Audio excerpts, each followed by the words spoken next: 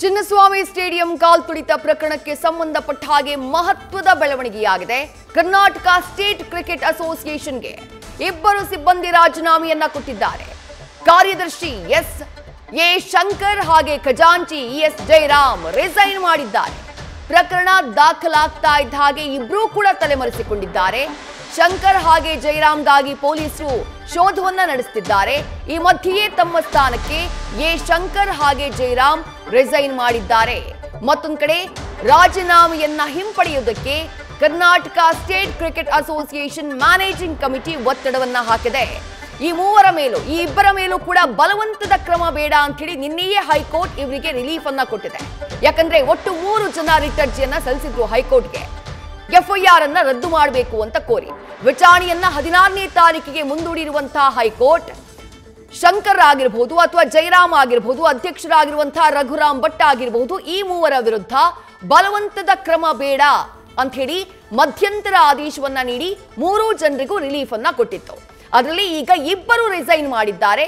ಒಬ್ರು ಖಜಾಂಚಿ ಜಯರಾಮ್, ಮತ್ತೊಬ್ರು ಕಾರ್ಯದರ್ಶಿಯಾಗಿರುವಂತಹ ಕರ್ನಾಟಕ ಸ್ಟೇಟ್ ಕ್ರಿಕೆಟ್ ಅಸೋಸಿಯೇಷನ್ ನ ಕಾರ್ಯದರ್ಶಿಯಾಗಿರುವಂತಹ ಶಂಕರ್, ಈ ಇಬ್ರು ಕೂಡ ರಾಜೀನಾಮೆಯನ್ನ ನೀಡಿದ್ದಾರೆ.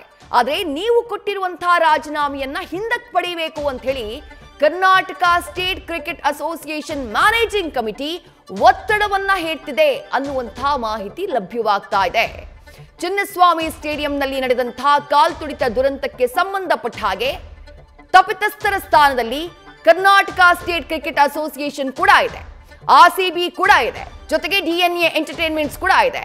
ಡಿಎನ್ಎ ಹಾಗೆ ಆರ್ಸಿಬಿಗೆ ಸಂಬಂಧಪಟ್ಟಂತಹ 4 ಬಂಧನ ಆಗಿದೆ. ಕೆಎಸ್ಸಿಎಗೆ ಸಂಬಂಧಪಟ್ಟಂತಹ 3 ಅಧ್ಯಕ್ಷರು, ಕಾರ್ಯದರ್ಶಿ ಹಾಗೆ ಖಜಾಂಚಿಗಾಗಿ ಹುಡುಕಾಟ ನಡೀತಾ ಇತ್ತು. ಅದರ ಬೆನ್ನಲ್ಲೇ ಆ 3 ಜನ ನೇರವಾಗಿ ಹೈಕೋರ್ಟ್ಗೆ ರಿಟ್ ಅರ್ಜಿಯನ್ನ ಸಲ್ಲಿಸಿದ್ರು. ಎಫ್ಐಆರ್ ನ ರದ್ದು ಮಾಡಬೇಕು ಅಂತ ಕೋರಿ ವಿಚಾರಣೆ ಮಾಡಿದಂತಹ ಹೈಕೋರ್ಟ್ 3 ಜನರ ಮೇಲೆ ಬಲವಂತದ ಕ್ರಮ ಬೇಡ ಅಂತ ಹೇಳಿ ಮಧ್ಯಂತರ ಆದೇಶ ಕೊಡ್ತು. ಅಂದ್ರೆ ಬಂಧನ ಮಾಡೋದು ಬೇಡ ಅಂತ ಹೇಳಿ ಮಧ್ಯಂತರ ಆದೇಶವನ್ನ ಕೊಡ್ತು. ಆ ಆದೇಶವನ್ನ ಕೊಟ್ಟಂತಹ ನಂತರದಲ್ಲಿ ಈಗ ಶಂಕರ್ ಹಾಗೆಯೇ ಕಾರ್ಯದರ್ಶಿ ಶಂಕರ್ ಹಾಗೆ ಖಜಾಂಚಿ ಜಯರಾಮ್ ಈ ಇಬ್ಬರೂ ಕೂಡ ತಮ್ಮ ಸ್ಥಾನಕ್ಕೆ ರಾಜೀನಾಮೆಯನ್ನ ನೀಡಿದ್ದಾರೆ.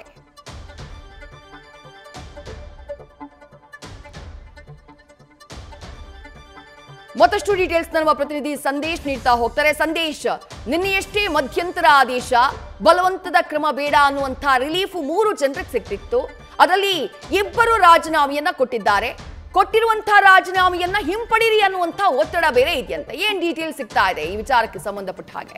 ವಿದ್ಯಶ್ರೀ, ಈಗ ಕಾಲ್ತುಳಿತ ದುರಂತದ ಪ್ರಕರಣ ಏನಿದೆ, ಆ ಪ್ರಕರಣದ ಬೆನ್ನಲ್ಲೇ ಈಗಾಗಲೇ ಕಬ್ಬನ್ ಪಾರ್ಕ್ ಪೊಲೀಸ್ ಠಾಣೆಯಲ್ಲಿ ಎಫ್ಐಆರ್ ಕೂಡ ದಾಖಲಾಗಿತ್ತು. ಆ ಎಫ್ಐಆರ್ಗೆ ಸಂಬಂಧಪಟ್ಟಂತೆ ಈಗಾಗಲೇ 3 ಎಫ್ಐಆರ್ಗಳು ಏನು ದಾಖಲಾಗಿತ್ತು, ಆ 3 ಎಫ್ಐಆರ್ಗಳನ್ನು ಈಗ ಸಿಐಡಿಗೆ ಅಧಿಕೃತವಾಗಿ ವರ್ಗಾವಣೆ ಮಾಡಿದ್ದಾರೆ. ಹಾಗಾಗಿ ಸಿಐಡಿ ಅಧಿಕಾರಿಗಳು ಕೂಡ ಈಗಾಗಲೇ ನೋಟಿಸ್ ಅನ್ನ ಸರ್ವ್ ಮಾಡುವಂತ ಕೆಲಸವನ್ನ, ಅದು ಕೂಡ ಕೆಎಸ್ಸಿಎ ಕಾರ್ಯದರ್ಶಿ ಎ ಶಂಕರ್ ಹಾಗೆ ಖಜಾಂಚಿ ಜಯರಾಮ್ ಅವರಿಗೆ ಒಂದು ನೋಟಿಸ್ ಅನ್ನ ಸರ್ವ್ ಮಾಡಿ ಸೋಮವಾರ ವಿಚಾರಣೆಗೆ ಹಾಜರಾಗಬೇಕು ಅಂತ ಹೇಳಿದ್ರು. ಯಾಕಂದ್ರೆ ಈ ಹಿಂದೆ ಏನು ನಿನ್ನೆ ಹೈಕೋರ್ಟ್ ಬಲವಂತದ ಕ್ರಮವನ್ನು ತೆಗೆದುಕೊಳ್ಬೇಡಿ ಅಂತ ಆದೇಶವನ್ನ ಕೊಟ್ಟಿತ್ತು ಅಥವಾ ಮಧ್ಯಂತರ ಆದೇಶವನ್ನ ಏನ್ ನೀಡಿತ್ತು, ಅದಕ್ಕೂ ಮುನ್ನ ಪೊಲೀಸರು ಸಾಕಷ್ಟು ಹುಡುಕಾಟವನ್ನ ಇವರಿಬ್ಬರಿಗಾಗಿ ನಡೆಸ್ತಾ ಇದ್ರು. ಆದ್ರೆ ಇದ್ರ ಮಧ್ಯೆ ಅವರು ಕೂಡ ಅಪ್ಸ್ಕ್ಯಾಂಡ್ ಆಗಿ ಅವ್ರಿಗೂ ಕೂಡ ಸಾಕಷ್ಟು ಶೋಧ ಕೂಡ ನಡೀತಾ ಇತ್ತು.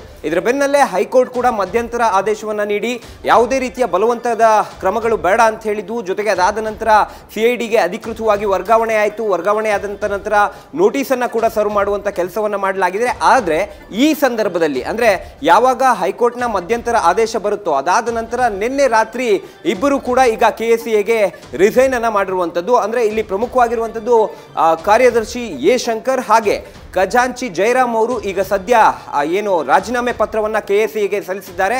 ಕೆಎಸ್ಸಿಎ ಅಧ್ಯಕ್ಷರಿಗೆ ಈ ಒಂದು ರಾಜೀನಾಮೆ ಪತ್ರವನ್ನ ಸಲ್ಲಿಸಿದ್ದಾರೆ. ಆದರೆ ಇಲ್ಲಿ ಕೆಎಸ್ಸಿಎ ಕೂಡ ಸಾಕಷ್ಟು ಒತ್ತಡವನ್ನ ಅವ್ರ ಮೇಲೆ ಹೇಳ್ತಾ ಇದೆ.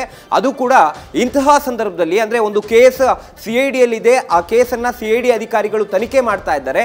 ಈ ಸಂದರ್ಭದಲ್ಲಿ ನೀವು ರಾಜೀನಾಮೆಯನ್ನ ಕೊಟ್ಟು ಹೊರಗೋದ್ರೆ ಆ ಸ್ಥಾನಕ್ಕೆ ಬೇರೆಯವರು ಬಂದು ಕೂತ್ರೆ ಅಥವಾ ಬೇರೆಯವರನ್ನ ನಾವು ನಾಮಿನೇಟ್ ಮಾಡಿದ್ರು ಕೂಡ ಎಲ್ಲೋ ಒಂದ್ ಕಡೆ ಈ ಒಂದು ತನಿಖೆಗೆ ಸಮಸ್ಯೆ ಆಗುತ್ತೆ. ಜೊತೆಗೆ KSCAಗೆ ಮತ್ತೆ ಕೆಟ್ಟ ಹೆಸರು ಬರುತ್ತೆ. ಅಂದ್ರೆ ಇದನ್ನ ಒಪ್ಕೊಂಡು ನೀವು ರಿಸೈನ್ ಮಾಡಿದ ರೀತಿಯಲ್ಲಿ ಕಾಣಿಸುತ್ತೆ. ಹಾಗಾಗಿ ನೀವು ಯಾವುದೇ ಕಾರಣಕ್ಕೂ ಕೂಡ ರಾಜೀನಾಮೆ ಕೊಡಬೇಡಿ, ರಾಜೀನಾಮೆಯನ್ನು ವಾಪಸ್ ತೆಗೆದುಕೊಳ್ಳಿ ಅನ್ನೋ ಒಂದು ಒತ್ತಡವನ್ನ ಕೂಡ ಅವ್ರ ಮೇಲೆ ಹೇರ್ತಾ ಇದೆ ಅನ್ನೋ ಒಂದು ಮಾಹಿತಿಗಳು ಕೂಡ ಲಭ್ಯವಾಗ್ತಾ ಇದೆ. ಯಾಕಂದ್ರೆ ಇಲ್ಲಿ ಪ್ರಮುಖವಾಗಿರುವಂತದ್ದು CID ತನಿಖೆ ಸಂದರ್ಭದಲ್ಲಿ ಎಲ್ಲಾ ಇನ್ಫಾರ್ಮೇಶನ್ಗಳು ಕೂಡ ಅದು ಈಗಾಗಲೇ KSCA ನಾವು ಮೊದಲೇ ಅನುಮತಿಯನ್ನ ಪಡೆದಿದ್ವಿ ಅಂತ ಹೇಳಿದ್ದಾರೆ. ಜೊತೆಗೆ ಪ್ರೆಸ್ ನೋಟ್ ಅನ್ನ ಕೂಡ ರಿಲೀಸ್ ಮಾಡಿ ಆ ಪ್ರೆಸ್ ನೋಟ್ ನಲ್ಲಿ ಫಸ್ಟ್ ಕಮ್ ಫಸ್ಟ್ ಸರ್ವ್ ಅಂತ ಹಾಕಿದ್ದಾರೆ. 3 ಗಂಟೆಗೆ ಒಂದು ಗೇಟ್ ಅನ್ನ ಓಪನ್ ಮಾಡ್ತೀವಿ ಅಂತ ಹಾಕಿದ್ದಾರೆ. ಈ ಎಲ್ಲಾ ಇನ್ಫಾರ್ಮೇಶನ್ಗಳು ಕೂಡ ಸೆಕ್ರೆಟರಿ ಎ ಶಂಕರ್ ಹಾಗೆ ಖಜಾಂಚಿ ಜಯರಾಮ್ ಅವ್ರಿಗೆ ಇರುತ್ತೆ. ಅಂದ್ರೆ ಈ ಹಿಂದೆ ಯಾರು ಇರ್ತಾರೋ ಅವ್ರಿಗೆ ಇರುತ್ತೆ. ಹಾಗಾಗಿ ಮುಂದಿನ ಹಂತದಲ್ಲಿ ಏನಾದರೂ KSCAಯಲ್ಲಿ ಬದಲಾವಣೆ ಆದ್ರೆ ಇದೇ ಕಾರಣಕ್ಕಾಗಿ ಅಥವಾ ಇದರ ಹೊಣೆಯನ್ನ ಹೊತ್ತು ರಾಜೀನಾಮೆ ಕೊಟ್ಟಿದ್ದಾರೆ ಅನ್ನೋ ರೀತಿಯಲ್ಲಿ ಕಾಣಿಸುತ್ತೆ. ಆ ರೀತಿಯಲ್ಲೇ ಪೋಟ್ರೆ ಆಗುತ್ತೆ. ಜೊತೆಗೆ CID ತನಿಖೆಗೆ ಸಾಕಷ್ಟು ಸಮಸ್ಯೆಗಳಾಗ್ತವೆ. ಅಂದ್ರೆ ಪ್ರತಿ ಬಾರಿ ಇನ್ಫಾರ್ಮೇಶನ್ ಕೇಳಿದಾಗೂ ಕೂಡ ನೀವು ರಾಜೀನಾಮೆ ಕೊಟ್ಟಂತವರು ನಮ್ಮ ಬಳಿ ಬಂದು ಇಲ್ಲಿ ಮಾಹಿತಿಯನ್ನ ಪಡೆದು ಹೋಗುವಂತ ಕೆಲಸವನ್ನ ಮಾಡಬೇಕಾಗುತ್ತೆ. ಹಾಗಾಗಿ ಯಾವುದೇ ಕಾರಣಕ್ಕೂ ಕೂಡ ನಿಮ್ಮ ರಾಜೀನಾಮೆಯನ್ನ ವಾಪಸ್ ತೆಗೆದುಕೊಳ್ಳುವಂತ ಕೆಲಸವನ್ನ ಮಾಡಿ. ಜೊತೆಗೆ ನೀವು ಈ ಒಂದು ತನಿಖೆಗೆ ಸಹಕಾರ ನೀಡುವಂತ ಕೆಲಸವನ್ನ ಮಾಡಿದ್ರೆ KSCAಗೆ ಯಾವುದೇ ರೀತಿಯ ಮುಜುಗರ ಆಗೋದಿಲ್ಲ ಅಂತ ಹೇಳಿ ಅಧ್ಯಕ್ಷರಾದಂತಹ ರಘುರಾಮ್ ಭಟ್ ಅವರು ಕೂಡ ಅವ್ರಿಗೆ ಮನವರಿಕೆ ಮಾಡಿಸುವಂತ ಕೆಲಸವನ್ನ ಮಾಡಿದ್ದಾರೆ. ಹಾಗಾಗಿ ಮುಂದಿನ ನಿರ್ಧಾರ ಏನ್ ತೆಗೆದುಕೊಳ್ತಾರೆ ಅನ್ನೋದನ್ನ ಸೆಕ್ರೆಟರಿ ಹಾಗೆ ಖಜಾಂಚಿಗಳು ನಿರ್ಧಾರ ಮಾಡಬೇಕಾಗುತ್ತೆ. ವಿದ್ಯಶ್ರೀ, ನ್ಯೂಸ್ ಫಸ್ಟ್ ನಿರ್ಭೀತಿಯಿಂದ ನಿಮ್ಮ ಪರವಾಗಿ.